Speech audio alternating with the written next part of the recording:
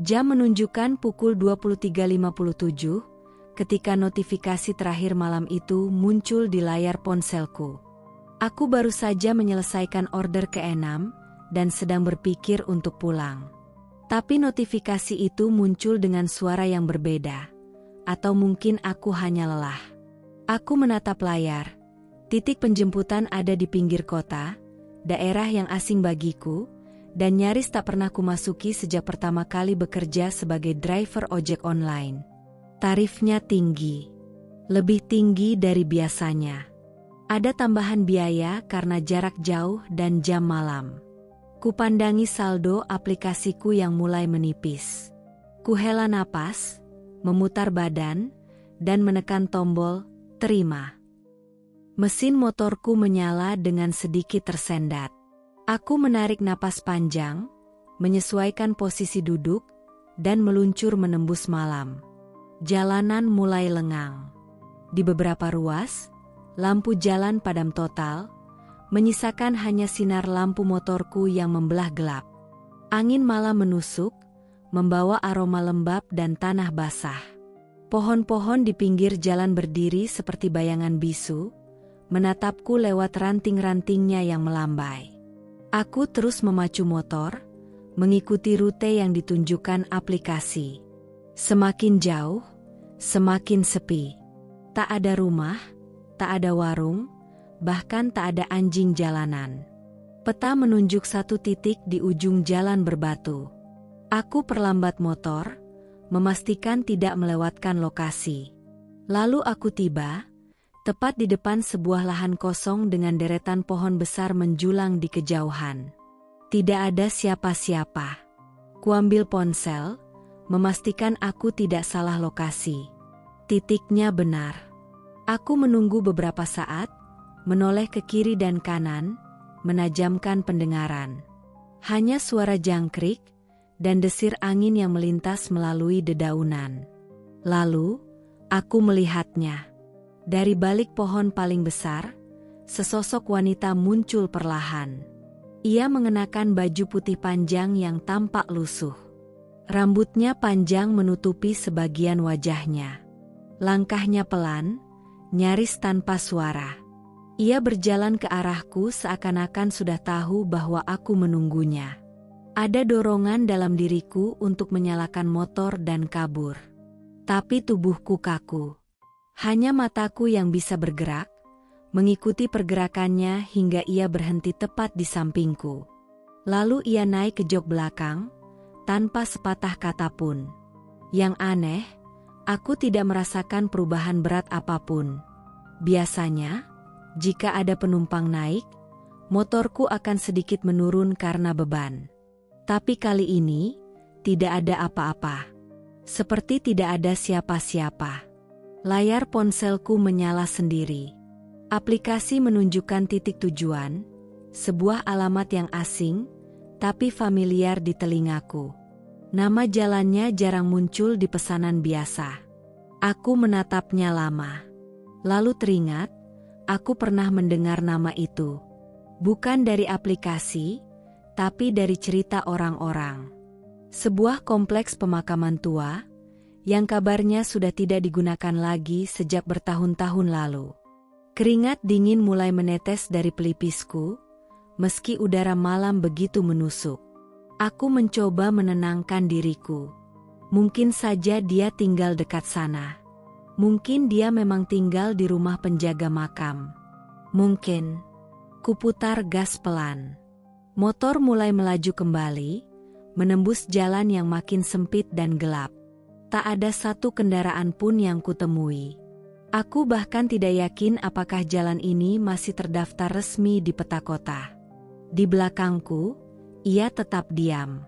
Aku bisa merasakan keheningan yang tebal seperti kabut. Bahkan suara motor terasa jauh dan teredam. Aku tidak berani menoleh. Bukan karena tidak sopan, tapi karena rasa takut yang tak bisa dijelaskan. Rasanya seperti, jika aku menoleh, akan ada sesuatu yang tidak ingin kulihat. Bayangan putihnya sempat terpantul samar di kaca spion, tapi aku buru-buru memutarnya ke bawah. Lalu, Aku mulai merasakan sesuatu yang aneh. Udara menjadi lebih dingin. Bukan dingin biasa, ini seperti udara dari dalam kulkas terbuka. Kabut tipis mulai muncul dari napasku. Pundakku terasa berat, seolah ada tangan yang menggenggamnya dari belakang. Aku mencoba untuk fokus ke jalan, meskipun jarak pandang semakin menurun. Lampu motorku tidak cukup untuk menembus gelapnya kabut.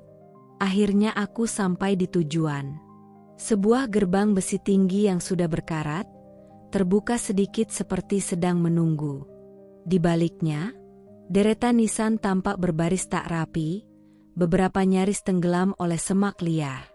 Tak ada lampu, tak ada tanda kehidupan. Aku menghentikan motor tepat di depan gerbang itu.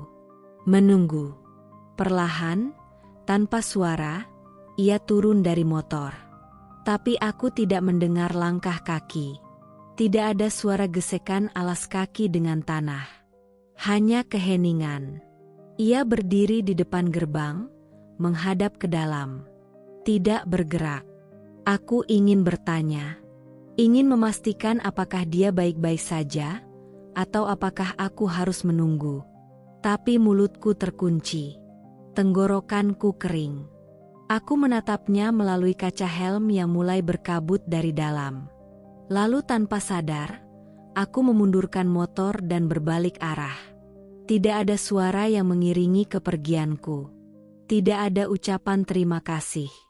Tidak ada aba-aba. Tapi entah kenapa, aku merasa masih sedang mengangkut seseorang. Seperti ada sesuatu yang belum turun. Atau sesuatu yang ikut pulang. Perjalanan pulang terasa lebih sunyi dari biasanya. Bahkan jalanan yang tadinya kulewati kini terasa lebih gelap. Rumah-rumah yang kulintasi terlihat kosong meski lampunya menyala. Bayanganku sendiri di jalan tampak seperti bukan milikku. Sesampainya di rumah, aku tidak langsung masuk. Aku mematikan motor, tapi tetap duduk diam selama beberapa menit. Menunggu perasaan aneh itu hilang. Tapi tidak juga. Aku merasa seperti masih diawasi. Bukan dari luar rumah, tapi dari balik punggungku sendiri. Malam itu, aku mandi lama. Air hangat tidak banyak membantu. Kedinginan masih melekat di kulitku. Aku mencoba tidur, tapi hanya bisa berbaring menatap langit-langit. Setiap kali memejamkan mata, aku melihat sosoknya berdiri di depan gerbang makam. Diam. Tidak bergerak. Seolah belum selesai menumpang. Dan saat akhirnya aku tertidur, aku bermimpi sedang berkendara dengan seseorang di belakangku. Tapi kali ini, ketika kutoleh, spionku menampilkan wajah yang tak tertutup rambut. Wajah yang pucat. Mata yang kosong.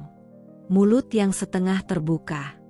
Dan senyum yang perlahan muncul, sangat perlahan.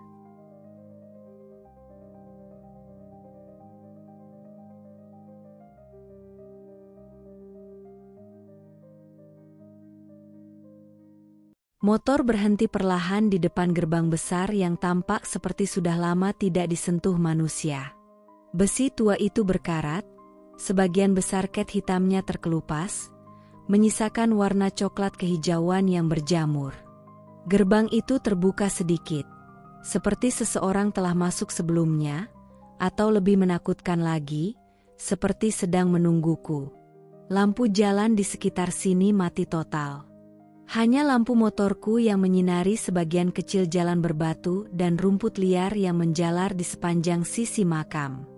Aku bisa melihat sebagian nisan dari jauh, berdiri miring dan tertutup lumut, seperti tubuh-tubuh tua yang menunggu untuk dilupakan. Aku hendak menoleh ke belakang, dan entah sejak kapan, ia sudah tidak lagi duduk di jok belakang. Seolah-olah ia turun tanpa suara, tanpa gerakan. Sosok putihnya kini berdiri diam di depan gerbang, menghadap ke dalam. Rambutnya tergerai, menutupi sebagian wajah. Ia seperti patung, tak bergerak, tak bernapas. Kupandangi punggungnya dalam diam. Menunggu ia melangkah masuk. Tapi ia hanya berdiri di sana, tanpa tanda-tanda akan pergi lebih jauh. Mungkin menunggu seseorang atau sesuatu. Aku ingin bertanya apakah ia baik-baik saja, tapi mulutku berat untuk dibuka. Bahkan suara motorku terasa lebih sunyi dari biasanya, seperti tertelan oleh udara pekat di sekitarku. Waktu terasa lambat. Bahkan detik-detiknya terdengar seperti tetesan air di ruangan kosong. Akhirnya, kuputar motor perlahan. Ban depan menyusuri kembali jalan berbatu yang sama saat aku datang. Gerbang makam itu tetap terbuka sedikit, dan sosoknya masih berdiri di sana saat aku menoleh sekali lagi melalui kaca spion. Tapi anehnya, dalam bayangan spion yang bergetar, sosoknya terlihat sedikit lebih dekat. Padahal aku sudah menjauh. Aku menundukkan kepala, mempercepat laju motor. Suara angin mulai terdengar seperti bisikan samar yang tak kupahami. Udara malam yang biasanya hanya dingin, kini serasa menembus tulang. Dinginnya tidak seperti biasanya. Dingin ini seperti berasal dari dalam tubuhku sendiri, seolah-olah sesuatu ikut bersamaku. Kaca helmku mulai berkabut dari dalam. Napasku berembus putih, seperti berada dalam ruangan bersuhu minus. Aku mencoba mengelap bagian dalam kaca dengan telapak tangan, tapi kabut itu muncul kembali hanya dalam hitungan detik. Pandanganku mengabur, dan di sela-sela kabut itu, aku sempat merasa seperti melihat bayangan lain. Bukan wajahku, tapi wajah yang asing. Wajah pucat dengan mata hitam kosong yang muncul sekejap di balik pantulan. Aku menarik gas sedikit lebih dalam. Jalanan kini mulai familiar, tanda-tanda kota perlahan muncul kembali, tapi suasana tetap aneh. Rumah-rumah yang kulewati tampak berbeda. Lampu-lampu menyala, tapi tak ada bayangan orang di balik jendela. Seperti kota ini kosong. Seperti aku satu-satunya yang bergerak di dunia yang sedang berhenti. Sampai di rumah, aku tidak langsung turun dari motor. Aku diam sejenak di atas jok, mendengarkan suara malam. Biasanya, akan ada suara tikus melintas, suara kucing dari atap, atau suara nyamuk mendengung. Tapi malam itu benar-benar sunyi. Sunyi yang menekan, seperti ada tangan tak kasat mata yang menutup kedua telingaku. Aku turun dan membuka pintu rumah. Tak kusangka, tanganku sedikit gemetar.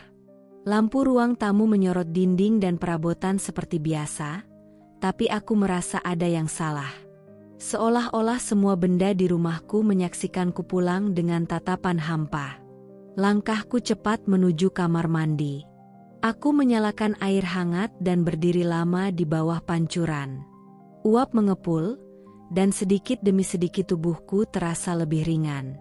Tapi meski air mengalir deras di punggungku, rasa berat itu masih tertinggal. Seperti ada tangan yang masih menggenggam bahuku. Atau mata yang belum berhenti menatapku dari belakang.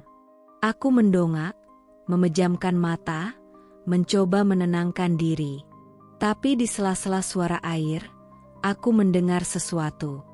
Bukan dari luar, tapi dari dalam telinga. Seperti suara napas. Bukan napasku. Lebih panjang, lebih lambat. Seolah-olah seseorang sedang berdiri sangat dekat di belakangku. Aku membuka mata dan berbalik cepat. Tidak ada siapa-siapa. Aku buru-buru menyelesaikan mandi dan masuk ke kamar. Kupadamkan semua lampu, menarik selimut hingga ke dagu. Tapi rasa dingin itu tetap ada. Bahkan di bawah selimut tebal, aku merasa seperti sedang berada di ruangan terbuka, dikelilingi kabut. Bulir-bulir keringat dingin muncul di pelipis. Napasku masih berembus putih. Aku mencoba menutup mata.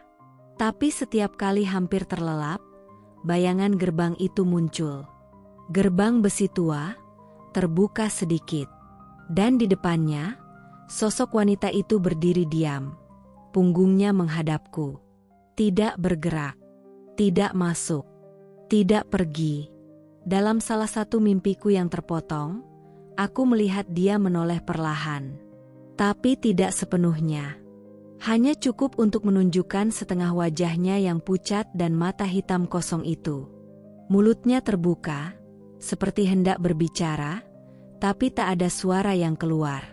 Aku terbangun dengan jantung berdetak kencang, tubuh basah oleh keringat. Kulihat jam di meja, pukul 3.07. Masih malam. Dan saat aku kembali memejamkan mata, aku merasa seperti ada napas di leherku.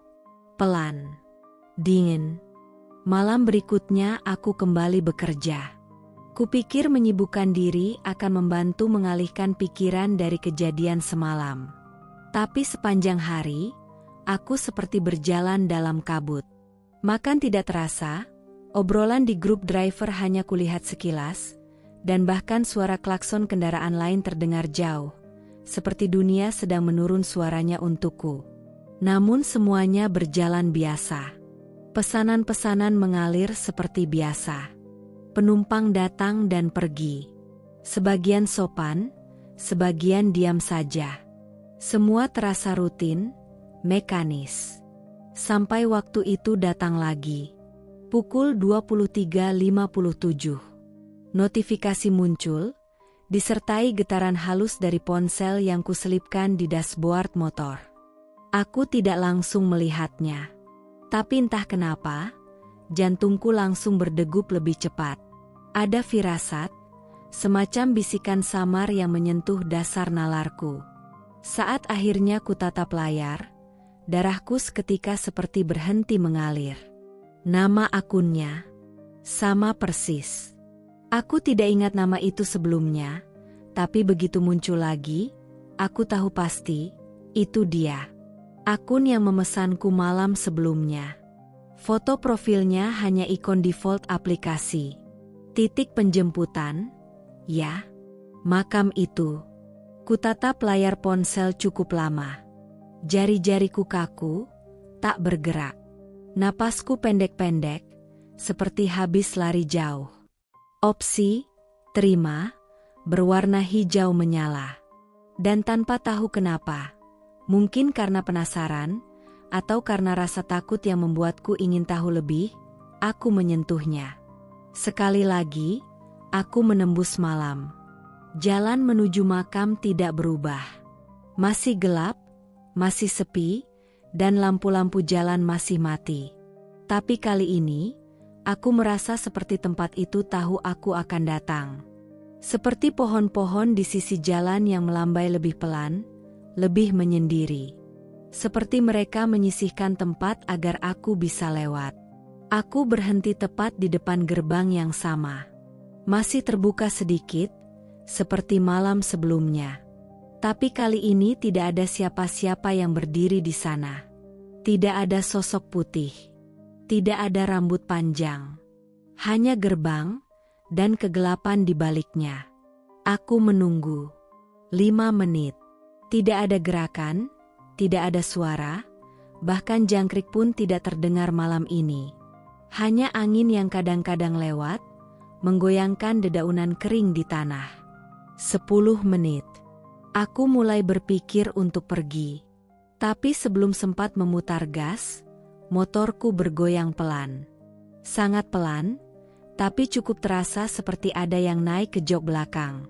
Gerakannya halus, nyaris seperti embusan angin. Tapi aku tahu betul sensasi itu. Bukan angin.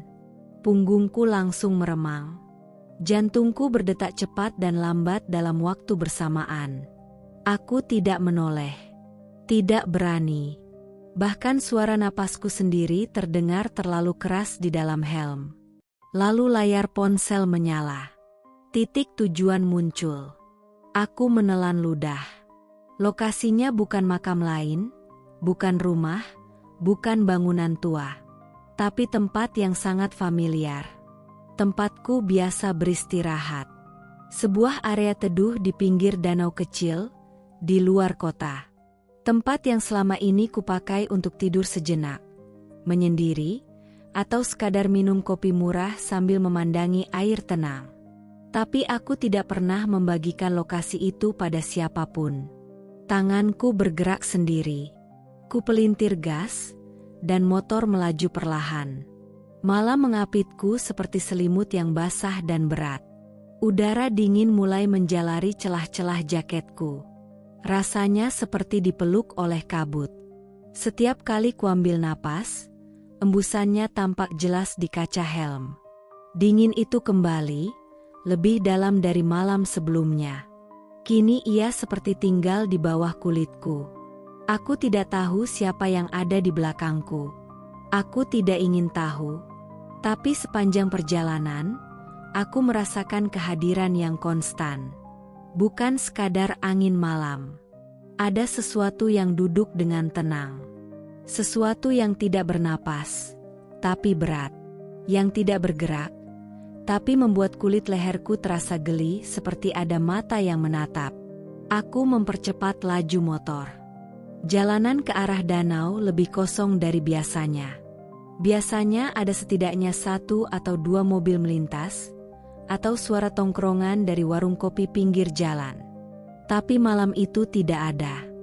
Hanya aku, suara mesin motor, dan penumpang tak terlihat yang duduk tanpa suara di belakang. Akhirnya aku sampai.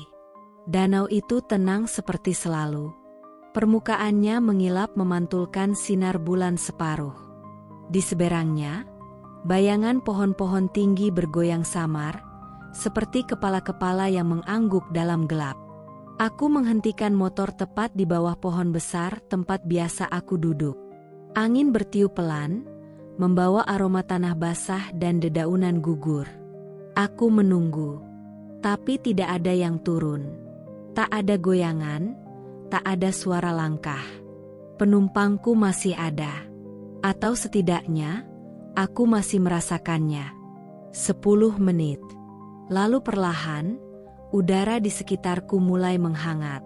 Kabut di kaca helm menghilang sedikit demi sedikit. Beban di punggungku menipis. Perlahan. Tidak tiba-tiba. Seolah penumpang itu berdiri dan pergi. Tapi kemana? Aku menoleh sedikit. Kosong. Tidak ada siapa-siapa di belakangku. Tapi di tanah, di samping motor, kulihat jejak. 2 jejak kaki, samar tapi nyata, di atas dedaunan basah. Mengarah ke tepi danau. Jejak itu berhenti di tepi air. Lalu hilang. Aku tidak mengejarnya. Tidak mencoba mencari tahu. Aku diam di atas motor, seperti tubuhku menolak bergerak lebih jauh. Pandanganku terpaku ke danau yang menghitam, angin malam yang kini seolah kembali normal. Tapi rasa takut itu belum pergi. Malam itu aku pulang dengan tubuh yang entah kenapa lebih lelah dari biasanya. Otakku penuh pertanyaan, tapi tak satu pun punya jawaban. Aku tidak tahu siapa yang menumpang malam itu. Aku tidak tahu kenapa tujuannya danau itu. Tapi satu hal yang kurasa benar. Ia belum selesai. Dan aku tahu, ini belum yang terakhir.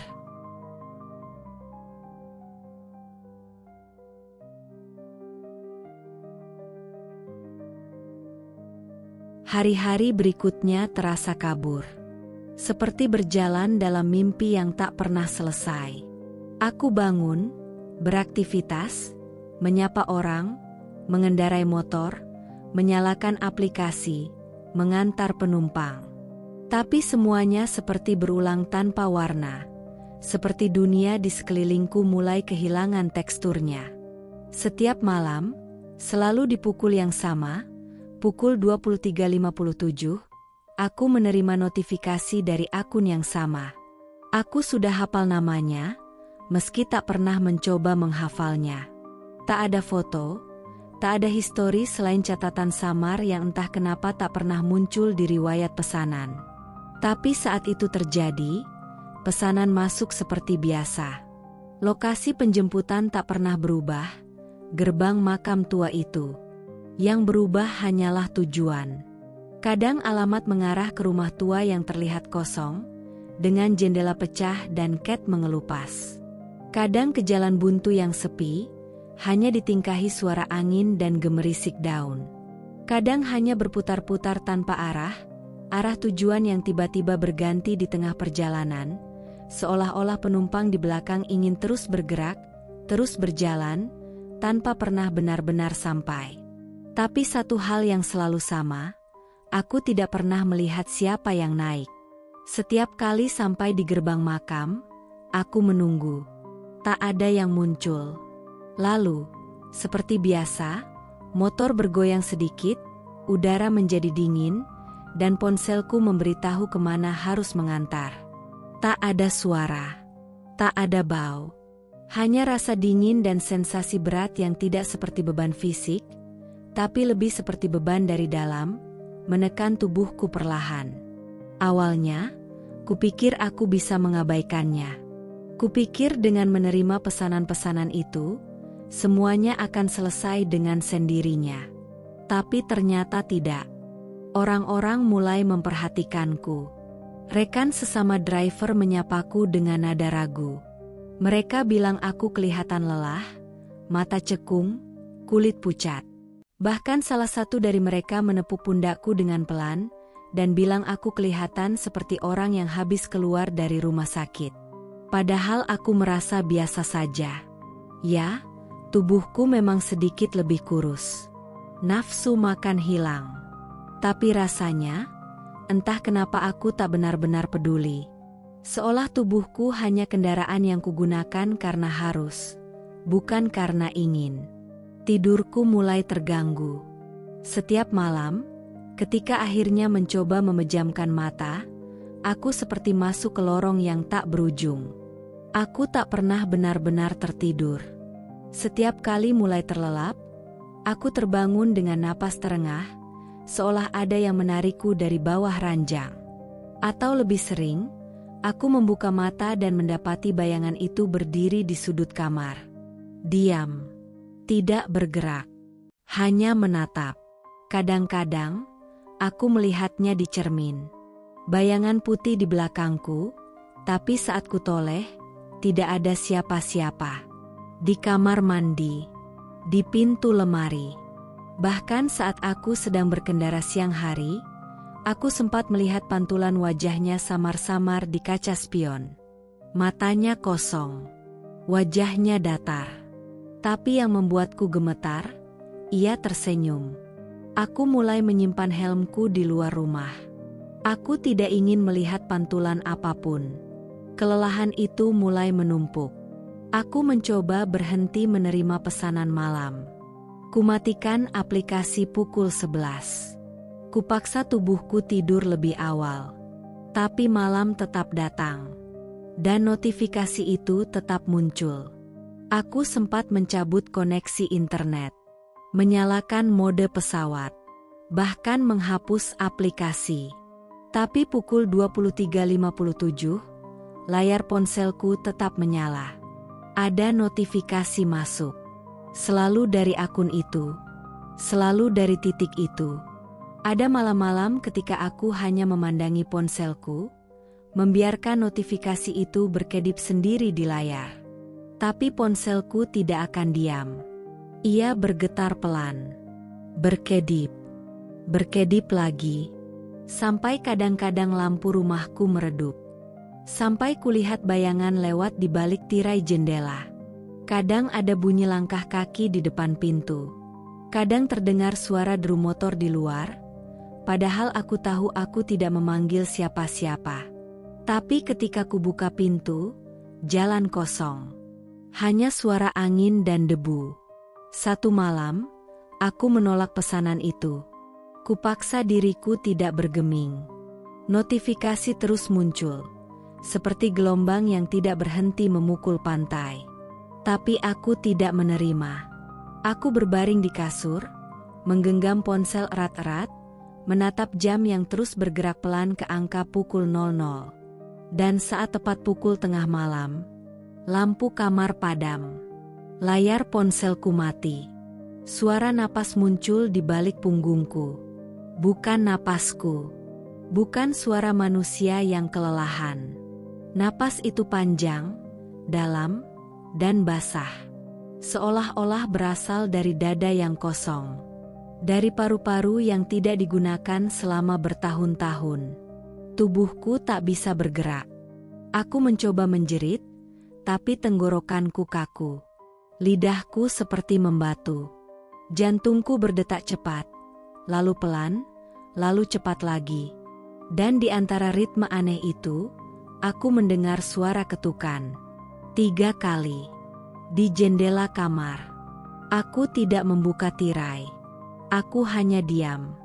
Sampai pagi datang. Dan ketika akhirnya matahari menembus sela-sela jendela, ponselku kembali menyala. Seperti biasa. Tidak ada notifikasi aneh. Tidak ada gangguan.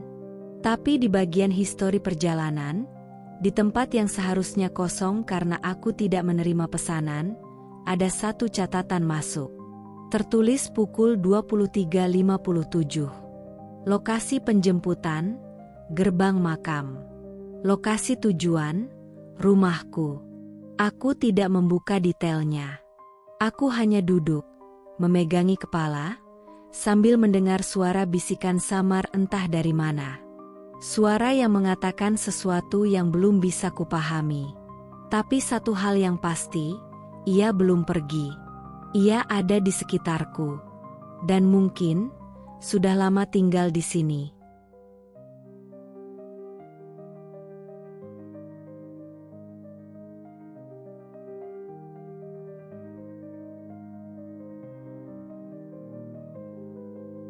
Malam ini, aku memutuskan sesuatu. Setelah bermalam-malam dihantui bayangan, udara dingin, dan notifikasi yang tak pernah berhenti, aku tahu tak bisa terus begini. Tak bisa terus pura-pura hidup normal saat tiap detik hidupku terasa seperti setengah tidur, setengah tenggelam. Aku lelah. Bukan hanya secara fisik, tapi juga dari dalam, dari tempat yang tak punya nama. Jadi malam ini, aku akan menyelesaikannya. Entah apa yang akan terjadi.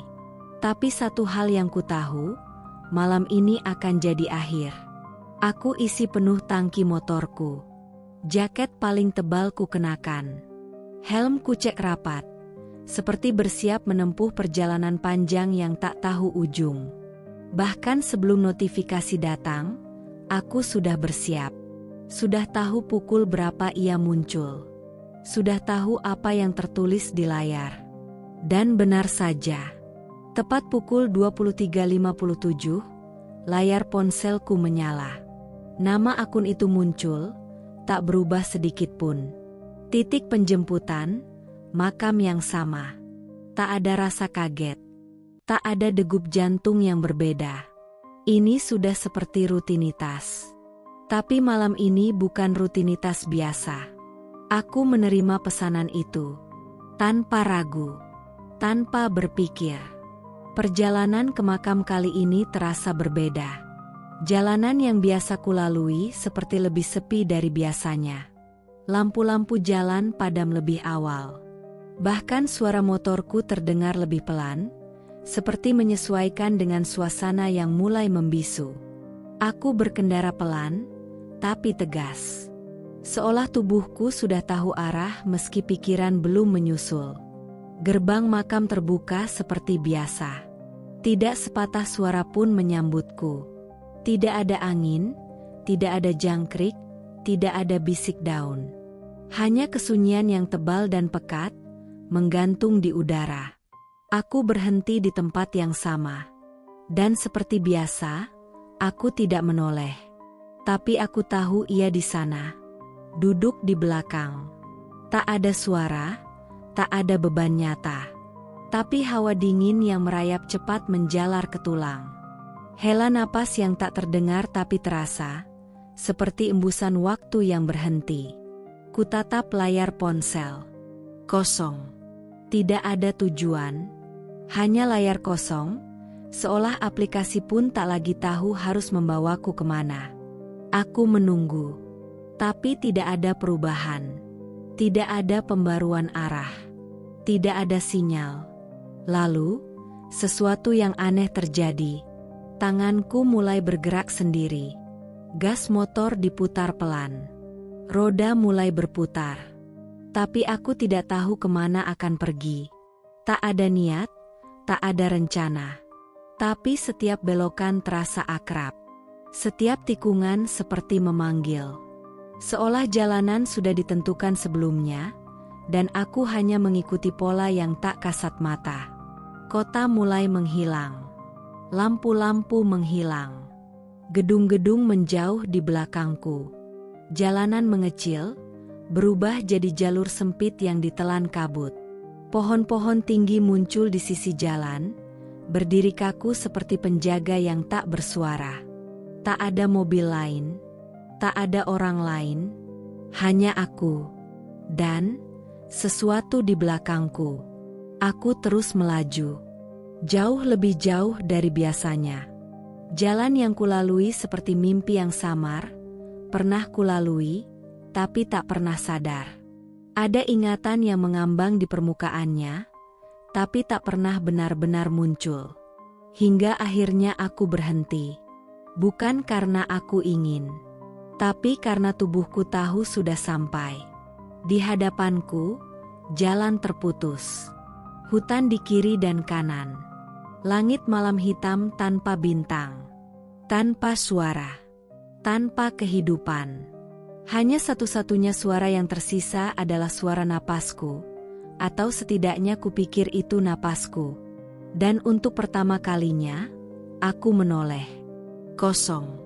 Tidak ada siapa-siapa di belakangku. Jok motor kosong. Tapi udara di sekitarku lebih berat dari sebelumnya. Lebih dingin. Lebih sunyi. Dan kemudian aku mendengar sesuatu. Bukan suara dari luar, tapi dari dalam helm. Suara napas. Seperti ada yang berbisik pelan, tapi bukan dari luar helmku. Suara itu berasal dari dalam. Dekat telingaku. Dekat pikiranku. Dan perlahan, aku sadar. Itu napasku sendiri. Tapi, bukan aku. Suara itu terlalu panjang. Terlalu berat. Terlalu kosong. Dan kata-kata yang menyertainya membuat seluruh tubuhku menggigil, meski aku tak benar-benar bisa mengingat kata-katanya. Hanya satu hal yang mulai kupahami. Aku bukan pengantar malam ini. Aku penumpangnya. Perjalanan tadi, bukan aku yang mengendarai motor. Aku dibawa. Dan sejak kapan aku mulai dibawa, aku tidak tahu. Mungkin sejak malam pertama. Mungkin sejak aku menerima pesanan itu untuk pertama kalinya. Mungkin sejak sebelum semua ini dimulai. Aku mencoba menoleh kembali, melihat kemana arahku. Tapi tidak ada apa-apa. Hanya jalan kosong di belakangku. Dan di depanku, hanya kegelapan. Tapi ada sesuatu di sana. Sesuatu yang tidak terlihat, tapi memanggil. Bukan dengan suara, tapi dengan ingatan.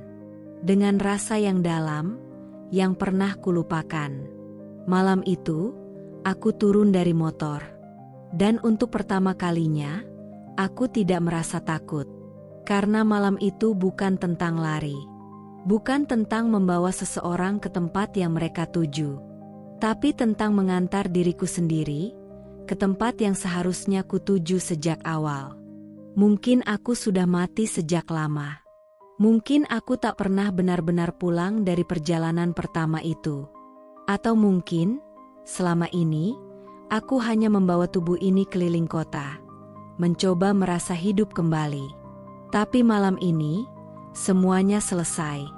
Dan untuk pertama kalinya sejak lama, aku merasa ringan. Angin malam menyambutku, bukan dengan dingin, tapi dengan kelegaan. Aku berjalan masuk ke dalam kegelapan. Sendiri. Tapi tidak kesepian.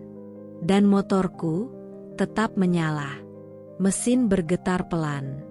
Seperti menunggu penumpang berikutnya. Tapi tidak akan ada lagi penumpang. Karena penumpang terakhir sudah sampai tujuan.